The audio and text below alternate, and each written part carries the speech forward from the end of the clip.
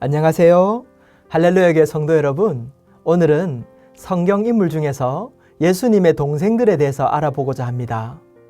예수님께서 나사렛 마을에 방문했을 때의 일입니다. 마을 사람들은 예수님의 인간적인 배경, 즉 그분의 어린 시절과 그의 성장도 잘 알고 있었기 때문에 예수님이 특별한 사람일 리 없다고 생각했습니다. 그래서 성경에서는 이렇게 말합니다. 이는 목수의 아들이 아니냐. 그 어머니는 마리아, 그 형제들은 야고보, 요셉, 시몬, 유다라 하지 않느냐. 그 누이들은 다 우리와 함께 있지 아니하냐. 그런즉 이 사람의 모든 것이 어디서 났느냐 하고. 그들은 이 말씀처럼 예수님을 배척하는 것입니다. 그리고 그들은 말합니다. 그의 아버지도 알고 어머니도 알고 동생도 잘 알고 있다는 것이지요. 그리고 예수님에 대해서도 잘 알고 있으니 그가 메시아일 리는 없다라고 말하고 있습니다. 하지만 그때 이들이 말하는 중에 예수님의 동생들의 이름이 등장합니다. 그들의 이름은 무엇이었나요? 야고보와 요셉, 시몬, 유다였습니다. 그리고 누이들도 있었습니다. 예수님께서는 그 모친 마리아가 요셉과 정혼하고 동거하기 전에 성령으로 잉태되셨습니다. 예수님께서 나시고 난 후 목수인 요셉과 마리아 사이에 육신으로 난 동생들이었던 것입니다. 오늘은 특별히 형제들 중에서 성경의 저자로 알려진 야고보와 유다에 대해서 알아보고자 합니다. 그리고 그들의 고백을 통해서 예수님에 대해서 아는 것이 아니라 증인된 삶이 얼마나 귀한지를 알아보고자 합니다. 먼저 야고보입니다. 보통 성경에는 야고보가 3명이 나오기 때문에 성도님들이 성경을 읽으면서 헷갈리기도 합니다. 저도 오늘 촬영을 하기 전에 예수님의 동생 야고보를 말하는 건지 예수님의 제자를 말하는 건지 헷갈렸는데요. 예수님의 12제자 중에 2명이 야고보였습니다. 한 명은 세베대와 살로메의 아들 야고보였고 또 한 명은 알페오의 아들 야고보였습니다. 먼저 세베대의 아들 야고보는 성경에 자주 등장합니다. 그는 사도 요한과 형제였으며 또 어부였습니다. 그는 예수님을 가까이에서 늘 따르는 3명의 제자 중 한 명이었습니다. 그래서 열정으로 예수님을 섬기었고 예수님께서 승천하신 이후에 예루살렘에 남아 복음을 전하였습니다. 참 대단한 제자였지요. 이후에 주후 44년 헤롯에 의해서 순교당하게 됩니다. 그는 급한 그의 성격만큼이나 사도들 가운데 가장 처음으로 순교자가 된 위대한 인물이었습니다. 또 한 명의 제자가 있는데요. 알페오의 아들 야고보였습니다. 그는 요새의 형제라고 기록합니다. 성경에는 그가 어떤 말을 했는지 기록이 전혀 없습니다. 단지 그의 이름만 기록되는 것입니다. 이처럼 그는 많은 일들이 있었지만 그 속에서 침묵하였습니다. 하지만 역사가들에 의하면 그는 기도의 사람으로 알려집니다. 그는 늘 주님 곁에서 기도하며 시간을 보낸 것으로 알려져 있습니다. 그는 조용하였지만 하늘을 바라보는 사람이었고 이후에 그는 시리아와 예루살렘에서 복음을 전하다가 순교할 만큼 그러한 뜨거운 마음의 열정을 가진 사람이었습니다.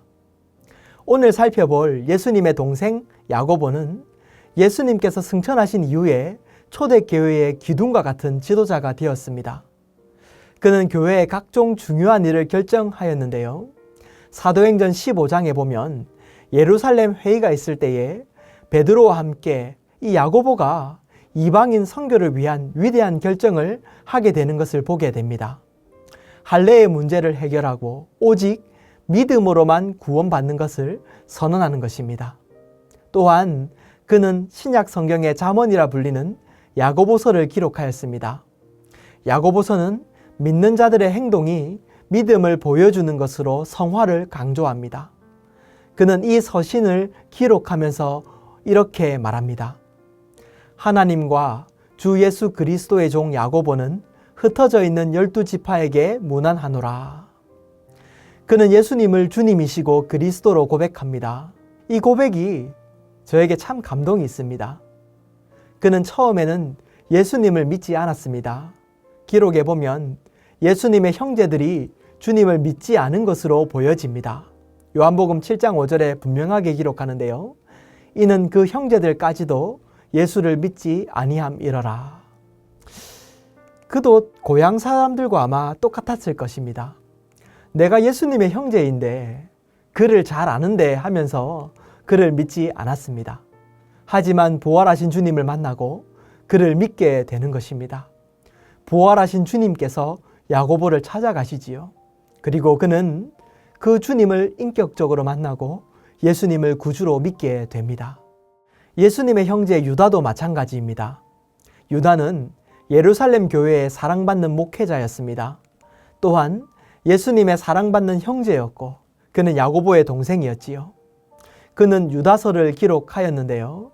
그 서신의 인사말에 예수님을 형제로 부를 수 있으나 그도 똑같이 이렇게 고백합니다. 예수 그리스도의 종이요 야고보의 형제인 유다는 부르심을 받은 자 곧 하나님 아버지 안에서 사랑을 얻고 예수 그리스도를 위하여 지키심을 받은 자들에게 편지하노라. 예수 그리스도의 종이라고 인사하며 예수님을 그리스도라고 부릅니다. 그도 그의 형 야고보와 마찬가지로 예수님을 믿지 않았던 사람이었습니다. 하지만 똑같이 부활 후에 믿게 되었습니다. 이후 마가의 다락방에서 함께 그 형제들이 기도하는 것을 보게 됩니다.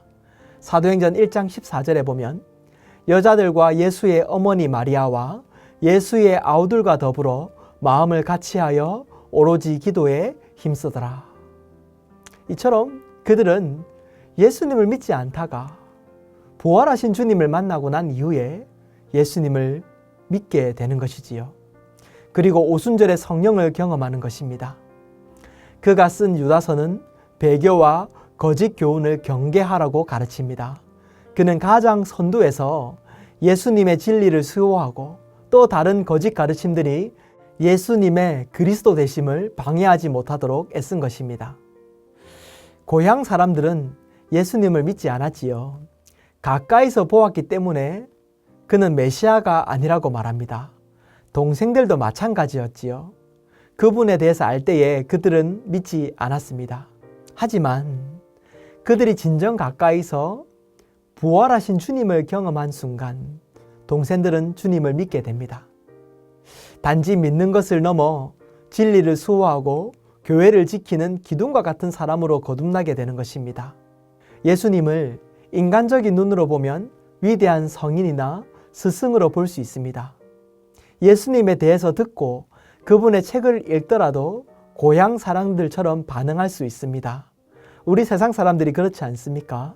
하지만 부활하신 주님을 만나면 이성이나 어떤 감정보다 보았다는 사실이 증인이 되는 것입니다. 예수님이 그리스도이시구나, 예수님이 하나님이시구나, 그분이 살아있구나 하고 믿는 것처럼 말입니다. 사도 바울도 그러한 삶을 살았던 그러한 사람이었지요. 우리의 믿음이 실제가 되기를 원합니다.